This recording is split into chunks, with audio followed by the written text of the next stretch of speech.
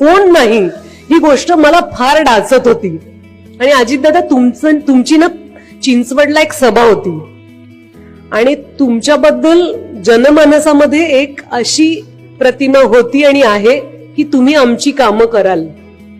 तर माझे बाबा बस पकडून, मी पुण्यात राहते, म्हणजे आईबाबांचं घर म्हात्रे पुलाच्या जवळ आहे.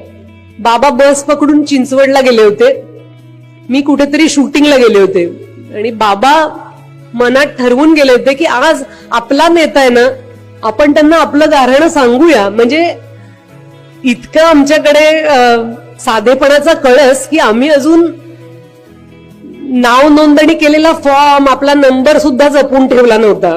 तर माझे बाबा अजितदादांच्या सभेला गेले, तिथली गर्दी बघून दडपून गेले, पण असंच वाट काढत काढत काढत अजितदादांपर्यंत पोहोचले आणि 2 वाक्य बोलले की आमच्या घरी फोन नाही हो, फार म्हणजे आम्हाला अडचण होते. आणि अजितदादा तुम्ही त्यांना ना खूप चांगल्या पद्धतीने आश्वासन दिलं होतं की करूया आपण काहीतरी. बर, काही पद्धत पाहिजे, स्वतःचं नाव सांगावं, अर्ज क्रमांक सांगावा, काहीच नाही. पण आमच्या नेत्यांनी 2 शब्द सांगितले की आपण काहीतरी करू तुमच्यासाठी. याचा माझ्या बाबांना एवढा आधार वाटला होता. कारण साधी माणसं म्हणजे काय असतात, साधी माणसं म्हणजे आपण मत देणारी माणसं असतो, आपण ही जगरहाटी चालवणारी माणसं असतो. पण आपण केवढ्या मोठ्या अपेक्षेने आपल्या नेत्याकडे बघत असतो आणि त्या नेत्यांनी आपल्या अस्तित्वाची दखल घेतली.